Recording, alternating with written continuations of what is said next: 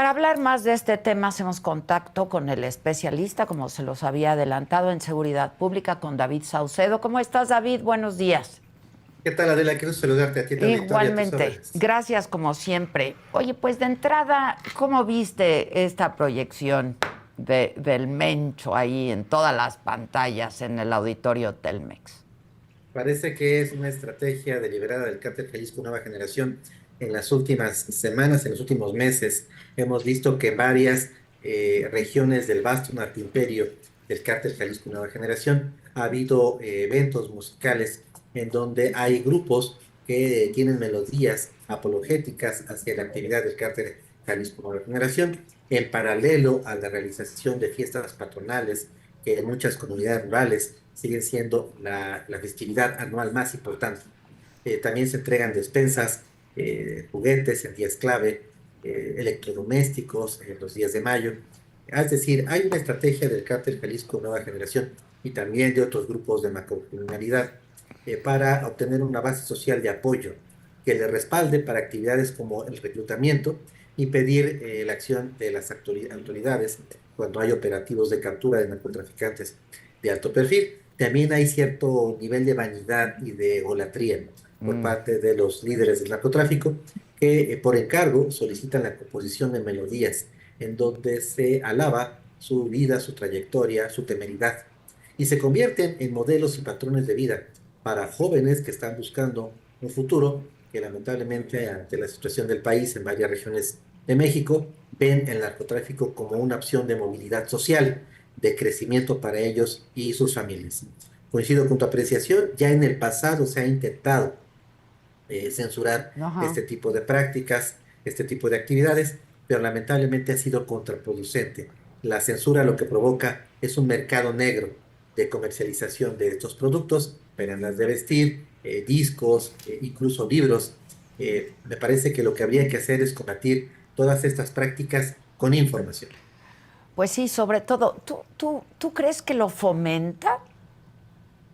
Y por supuesto, genera narrativas en donde se normaliza la violencia, la utilización de juguetes bélicos, Ujú. las narcoseries, este tipo de canciones en donde a veces en clave y a veces abiertamente cantantes como Peso Pluma, Natanael Cano, eh, tienen como eje central de sus canciones como figuras principales, como héroes a los narcotraficantes.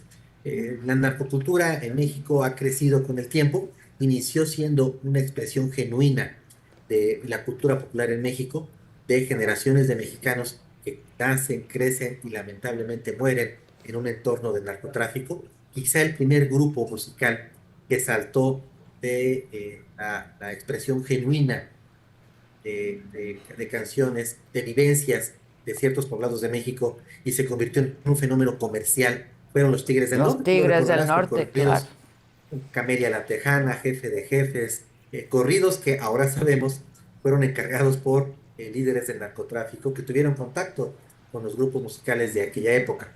Más recientemente, el género musical conocido como los corridos tumbanos también tuvieron Natanael Cano, Peso Pluma, contacto con los líderes de los Chapitos, otro cantante de música regional, Gerardo Ortiz, no lo digo yo, lo dice él mismo, se declaró culpable Sí. de vínculos con el cártel Jalisco Nueva Generación en una corte de los Estados Unidos. Entonces empezó siendo una expresión genuina de ciertas zonas del país, de la cultura popular, se convirtió en un fenómeno comercial por empresas discográficas que encontraron una beta importante, descubrieron que a la gente sí le gustaban esas temáticas, no solo las canciones de amor y desamor, sino también las canciones que tenían este tipo de historias, y finalmente también se convirtieron en un instrumento del narcotráfico, ya sea para vanidad, para la egoteca personal de los líderes del narco, sino también para fortalecer esta base social de apoyo con la cual los narcotraficantes han incrementado sus dominios territoriales en el país. Ahora, David, dime algo. A raíz de Teuchitlán, es que este cártel Jalisco Nueva Generación y el Mencho, particularmente, de manera particular, cobra más visibilidad. Definitivamente, incluso lanzaron una estrategia de manejo de crisis. Los hallazgos del rancho Izaguirre generaron una crisis de credibilidad y tengo entendido, de acuerdo con información de inteligencia, una reducción en el reclutamiento voluntario. Muchos jóvenes habían visto al Cártel Jalisco como una opción de vida, pero ante los horrores que se narran en estos centros de entrenamiento, en donde los reclutas tienen que pasar por pruebas físicas extenuantes, muchos de ellos desisten de esta posibilidad y el Cártel Jalisco lanzó una estrategia de comunicación para enfrentar estas críticas. Lo primero fue un video en donde elementos de un grupo de élite del Cártel Jalisco niegan tener algo que ver con el rancho Izaguirre, niegan que practiquen el reclutamiento forzado. También percibimos, en función de lo que empieza a surgir en distintas zonas del narcoimperio del Cártel Jalisco, un incremento de la inversión del Cártel Jalisco en actividades, en festivales, en conciertos gratuitos, en donde se da a los ciudadanos esta posibilidad de diversión. Por supuesto, mencionando que los patrocinadores de estas actividades pues son los líderes del Cártel Jalisco Nueva Generación. Hay una estrategia de contracampaña del Cártel Jalisco para minar esta crisis de credibilidad luego de los hallazgos del rancho Izaguirre. Ahora, dicen los expertos, David, no sé si tú coincidas en que el cártel Jalisco Nueva Generación es uno de los más profesionales que existen. ¿Qué quiere decir esto? ¿De los más y mejor entrenados? Yo creo que se comenta en ese sentido porque estos cárteles, como el Cártel Jalisco, son como grupos que tienen cuatro pilares. Está el grupo criminal como tal, de hombres armados, rudos, sanguinarios. Está en la base de protección político, militar, policial, financiando campañas, candidatos, proyectos políticos, asesinando y amedrentando candidatos que no son afines a su actividad criminal. Está su pilar empresarial, las empresas fachada o empresas legales en donde se blanquean capitales, y está su cuarto pilar, que es una base social de apoyo que respalda a los grupos del narcotráfico. Por eso se comenta que en México tenemos tres grupos de macrocriminalidad con estas características: el cártel de Sinaloa, el cártel Jalisco y la nueva familia michoacana que encabezan los hermanos Hurtado Olascoaga, estos personajes de los cuales hace un par de días se encontró un rancho en zonas del Estado de México, en varias propiedades que eran auténticos emporios turísticos de todo lujo en la zona suroeste del Estado de México. A ver, háblanos del Mencho, de Oseguera. ¿Cómo ha sido su historial delictivo y su vida personal, David? A diferencia de otros líderes del narco, él no formaba parte de la aristocracia del narco, si cabe la expresión. Por ejemplo, los Chapitos ya nacieron en una situación de comodidad, con un imperio criminal que tenían que manejar. En el caso de Mayito Flaco, el hijo de Mayo Zambada, estuvo en las mismas condiciones. Él hereda una estructura, una empresa del crimen, la facción del Mayo Zambada del cártel. En el caso del Mencho, él no. Él recorrió prácticamente todos los escalafones de una agrupación criminal. Fue narcomenudista, sicario, jefe de sicarios, jefe de región. Finalmente, debido a su matrimonio con Rosalinda, hermana de los Queenies, los líderes del cártel Nuevo Milenio, eh, finalmente se integra a la familia dirigente de esta organización, y debido a su capacidad, conocimiento, temeridad, al repliegue del cártel de Sinaloa en sus fronteras y a una alianza estratégica con los gobiernos del estado de Jalisco, crea el cártel Jalisco Nueva Generación y lo logra expandir. Él no recibió nada por herencia, él se construyó a sí mismo, no es un personaje que guste de tener una vida de influencer. Sí es aficionado a los gallos, como lo han mencionado Sí, muchos de sus biógrafos. En sus despensas incluso ponen el logo del Señor de los Gallos, sí. es el nombre con el que se le conoce. Eh, Tuvo un primer matrimonio con Rosalinda, que era hermana de quienes eran sus jefes, y al tener esta enlace matrimonial, él se integra a la dirigencia del cártel Milenio, que en un principio ellas eran un brazo armado del cártel de Sinaloa. Es una situación un poco paradójica, pero el cártel Jalisco nace en realidad como un brazo armado de Sinaloa, encargado de combatir a los Zetas en esta región, en el occidente del país. El líder del cártel Jalisco en aquella zona era Nacho Coronel, que muere asesinado, eh, intento de captura por parte del grupo de élite de la Marina. Una vez que fallece Nacho Coronel, este brazo armado, que también se hacían llamar los Matacetas, se independizan y Mecho, junto con sus cuñados, ven la posibilidad de crear una nueva organización criminal y crean el cártel Jalisco Nueva Generación. Lo de Nueva Generación viene este nombre porque ya antes hubo un cártel de Guadalajara, del cual formaron parte y eran dirigentes Miguel Ángel Félix Gallardo, el recientemente extraditado Rafael Caro Quintero, Ernesto Fonseca Carrillo Doneto, y ellos quisieron diferenciarse de este viejo cártel de Guadalajara, llamándose Cártel Jalisco, pero Cártel Jalisco Nueva Generación. Ahora, ¿tiene herederos? Es una pregunta importante. La sucesión al interior del Cártel Jalisco se rompió. Su hijo, el Menchito, fue capturado y extraditado hacia los Estados Unidos. Uno de sus hermanos, uno de sus brazos derechos en la operación del cártel, también fue detenido. Tiene otros hermanos, pero difícilmente la sucesión en el cártel Jalisco se resolvería a favor de ellos. Los cárteles de la droga en México son dinásticos, se heredan de padres a hijos, pero normalmente suele haber crisis sucesorias, una disputa por la herencia. Lo más probable es que al romperse la línea sucesoria al interior del cártel Jalisco, una vez que el Mencho ya no esté, ya sea porque la enfermedad renal que aparentemente padece lo merme físicamente o porque fuera capturado, extraditado, porque fuera asesinado, si se rompe este liderazgo del cártel Jalisco, lo más probable es que habría una guerra sucesoria en el cártel Jalisco Nueva Generación entre los distintos comandantes el cártel Jalisco, de las regiones que componen esta organización, y se estarían disputando la dirigencia del cártel Jalisco. Tal y como ocurrió en su momento con la extradición del Chapo Guzmán, que él era un liderazgo que cuestionaba a las distintas facciones del cártel de Sinaloa. Ya sin el Mencho seguramente habría una guerra al interior del cártel Jalisco. El solo rumor de que ya no está él al frente del cártel ha provocado escisiones de distintos grupos del narcotráfico, los Pájaros de la Sierra en Michoacán, la Vaca en Colima, grupos que estaban aliados al cártel Jalisco, pero ante la perspectiva de que ya no esté su líder, se escinden de esta organización. Ahora, es un hombre joven en realidad, dicen que enfermo, ¿no? Según ha trascendido, pero es un hombre joven. Y fue capturado en los Estados Unidos, es la única información que tenemos de él. En su momento los propios norteamericanos lo tuvieron en custodia, pero no era un hombre poderoso en ese momento. Él, tú señalas, pues, es un hombre relativamente joven, tiene 58 años. Los Chapitos obviamente son personajes más jóvenes. Iván Archibaldo tiene, por ejemplo, 41 años. Son de otra generación.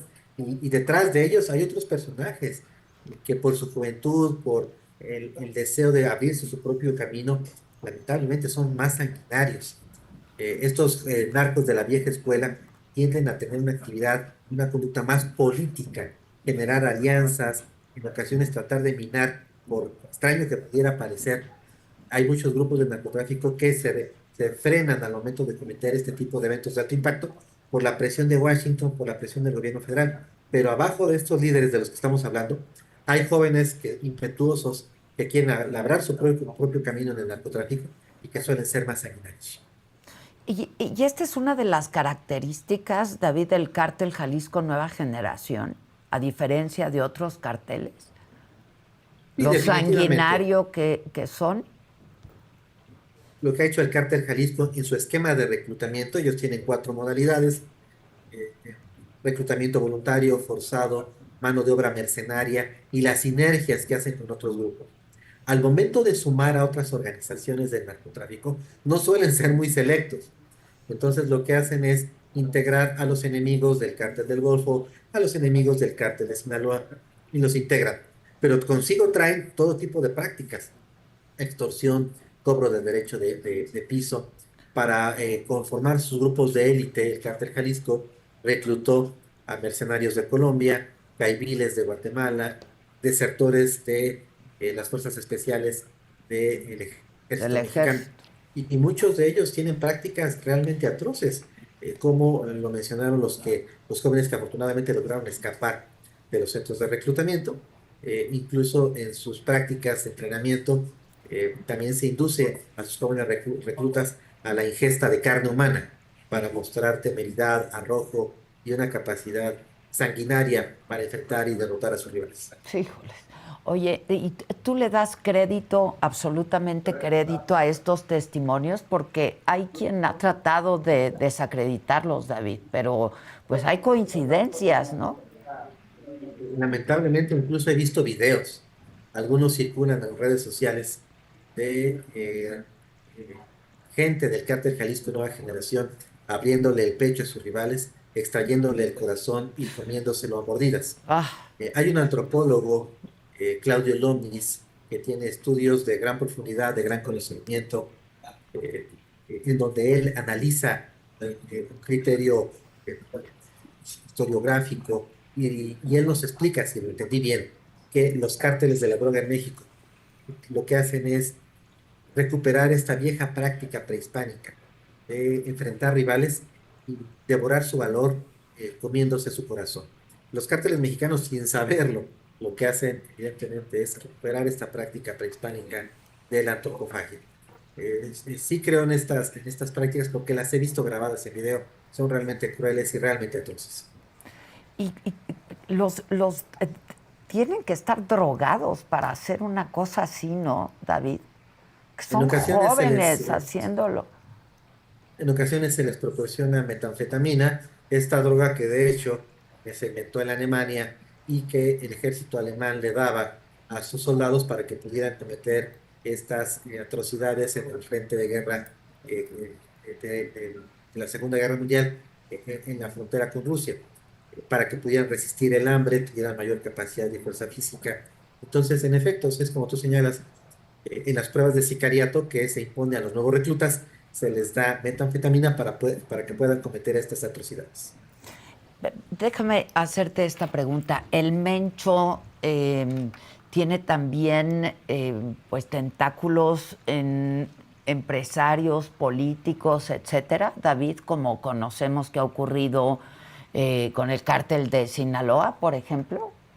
Y desde luego existe un texto muy penetrante, con mucha información y conocimiento de Ricardo Ravelo, en donde él describe cómo durante esta etapa de crecimiento, auge y expansión del cártel de Jalisco Nueva Generación, eh, generaron una sinergia político-criminal con las autoridades del estado de Jalisco en la época en la que Enrique Alfaro fue gobernador. De la misma manera que el cártel de Sinaloa también estableció una relación con los sucesivos gobiernos de todos los partidos, PRI, PAN, Morena, en Sinaloa. O como en su momento las autoridades capitalinas tuvieron una actitud de brazos caídos con grupos como el cártel de Tláhuac, la Unión Tepito, por ejemplo, o como lo que menciona actualmente el gobernador de Tabasco, que involucra a Dan Augusto, el jefe de los senadores de la bancada de Morena, de haber tenido una relación protección hacia la barredora del estado de Tabasco. Eh, es decir, hay testimonios no solo de académicos, periodistas o investigadores, sino también integrantes de la élite política que señalan directamente a alianzas político-criminales de respaldo a los grupos del narcotráfico. Es que no se entiende, ¿no? Su sobrevivencia de otra manera, ni sus alcances, David. No, definitivamente, es imposible que existan propiedades como la que hace unos días se dieron a conocer en el Estado de México sin que nadie se diera cuenta. El transporte de materiales, construcción, las personas que laboraban en esas residencias, pues por supuesto que estaban enteradas las autoridades. Incluso hay testimonios de que que los políticos locales de la zona tenían que ir a la residencia de los hermanos Hurtado Lascuaga para la definición de presencias municipales, diputaciones locales, regidurías. Por supuesto que hay un conocimiento. Y me parece que en parte la presión de Washington sobre el gobierno de Claudia Sheinbaum se explica justamente porque los norteamericanos habían dado información para proceder y en contra de estos círculos de narcopolítica que hay en el país y que lamentablemente no se había podido desmantelar. Tengo entendido que la visita reciente de la secretaria de Estado Christine a Claudio Sheinbaum va en este mismo sentido, con una lista de nombres de personas ligadas al narcotráfico que no solo son criminales propiamente, sino también son políticos y empresarios. Y, volviendo un poco al perfil de este personaje, del Mencho, es mucho más violento que ostentoso, digámoslo, ¿no? De alguna manera, en comparación pues con otros capos del crimen organizado. Y curiosamente, él se percibe de manera diferente, como una persona contemple, que además trata de reducir la violencia al mínimo. Mm, Se trata de narcotraficantes, pero también empresarios, que tienen una estructura, una mega estructura a su servicio. Pero que por supuesto, necesariamente al ser un imperio criminal, no son damas de la caridad. En algún momento la mafia italoamericana, tal y como pudimos ver en todas las películas del Padrino, quiso pasar la línea, dejar de ser estos personajes oscuros, estigmatizados por la sociedad norteamericana y convertirse en honorables ciudadanos. Los líderes del narco en algún momento en México, sobre todo los de más edad, quieren también pasar la línea. Ya no quieren ser estigmatizados, perseguidos, vivir esta vida llena de peligros y transformarse en una élite económica como las hay en México. Empresarios, políticos, militares, jefes policiales. No han podido, la gran mayoría de ellos ha terminado sus días en la cárcel o bien bajo las balas de algún grupo rival. Pero siempre existe esta aspiración de los narcotraficantes de dejar de ser esto y poder invertir su fortuna en negocios legales. ya. Y nunca ha pisado la cárcel en México, ¿no? No, ninguna. Hay versiones en el sentido de que alguna vez fue detenido y que con un soborno de alto monto logró quedar en libertad, pero no hay pruebas en ese Mm, sentido, solo hay rumores. De lo que sí tenemos constancia y es de esta foto que el día de ayer por ahí presentó este grupo musical, perdón, esos días sí. el grupo. Esa foto proviene de los archivos de los Estados Unidos cuando el Mencho fue detenido. Ah, nada más, ¿Sí? nada Sí, más. es una foto cuando él era joven, es una foto ya de hace unos años. ¿Y lo que se sabe es que está enfermo o que tiene algún padecimiento? Digo, Una porque se ha enfermedad renal, en convertido en efecto. una leyenda, David, ¿no? Dicen que tiene un hospital ahí donde está, qué sé yo.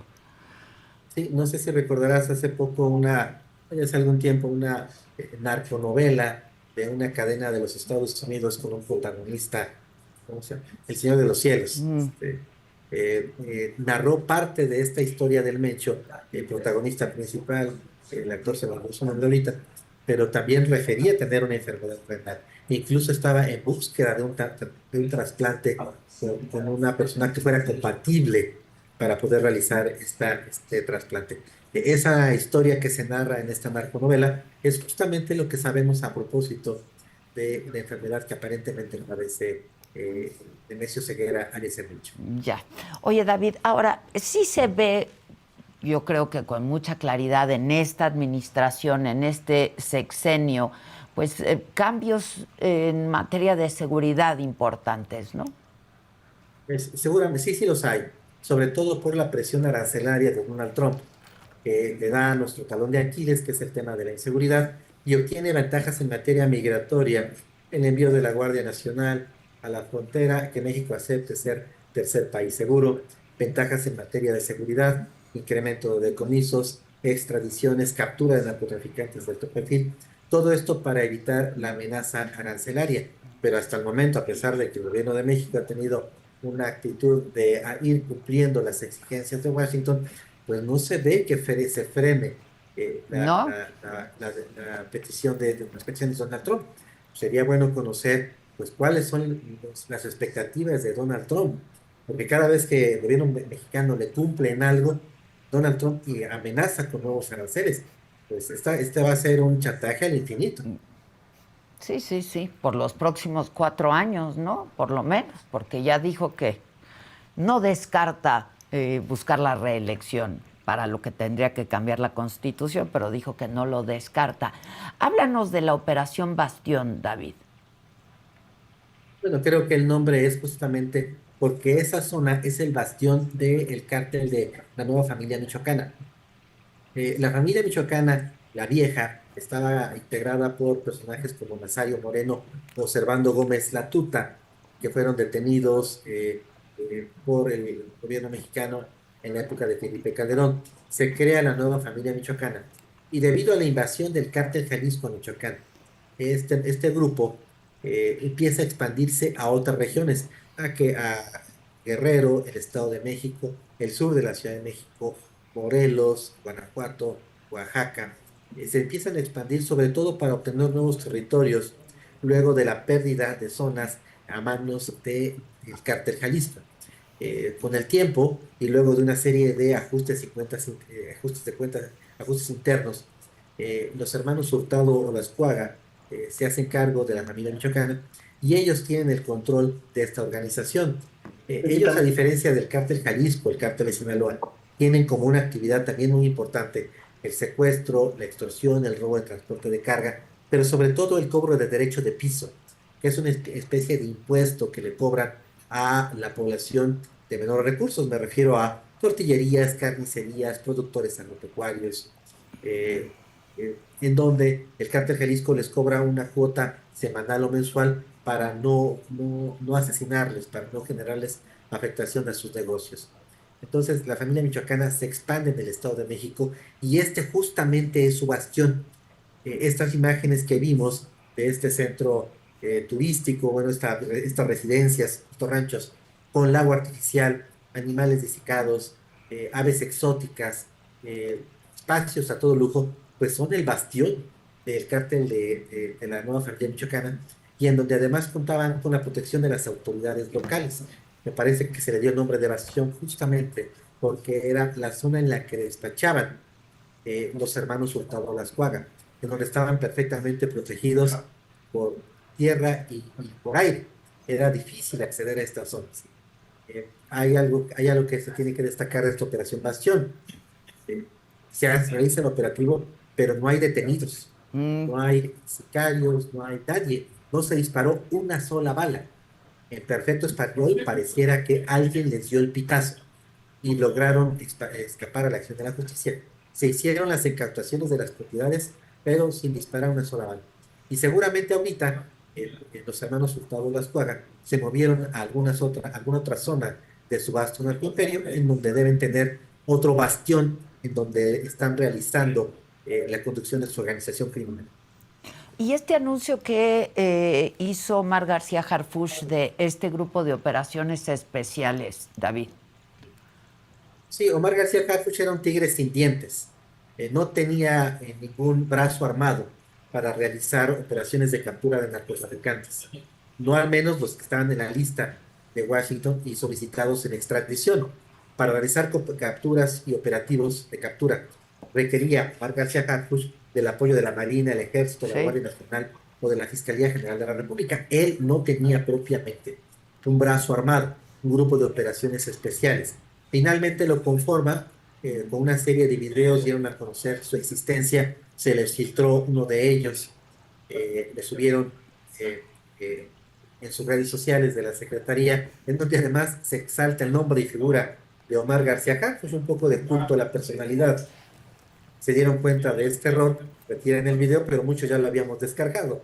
Entonces pudimos ver en los videos de la graduación de la primera generación de reclutas que se trata de 50 elementos especialistas en el manejo de armas de fuego, Ujú. defensa personal, manejo de explosivos, tácticas de inteligencia, contrainteligencia, intercepción de comunicaciones, contrainsurgencia.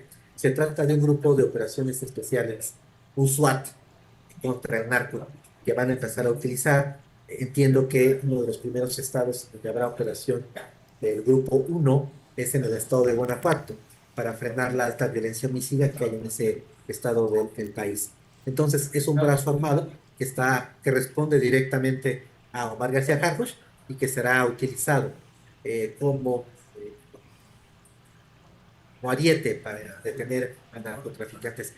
Es algo así como los intocables de Elliot Ness, con el Elliot Ness mexicano, que es Omar García Harfuch. Sí. Es que de pronto pareciera que esto y la violencia y estos carteles no tienen fin, David. ¿Cómo Y me parece, acabar con esto, no? sobre todo por las ganancias exorbitantes que les genera esta droga llamada fentanilo, de acuerdo con los cálculos de la propia Sedena, en una estimación que hizo, no recuerdo, hace un par de años, que nos compartió a varios, se ve como las ganancias por fentanilo superan en 3 y hasta 4 veces las ganancias por metanfetamina y por cocaína, ya no digamos marihuana. Entonces, esta enorme capacidad económica que les da la comercialización de fentanilo les ha convertido en rivales de cualquier estado, eh, de los Estados Unidos, de México, de países de América Latina. Son un poder fáctico que va a ser muy complicado desmantelar con este esquema punitivo. Lo que le da fuerza al narcotráfico son las ganancias exorbitantes y la prohibición en el consumo de las drogas. Claro. Sin la prohibición, el mercado se estabilizaría, se caería, pero hay toda una serie de temas que obstaculizan la legalización y que nos tienen este esquema que no es funcional para nadie. David, te mando un abrazo y te agradezco como siempre tu buena disposición y tu generosidad. Muchas gracias.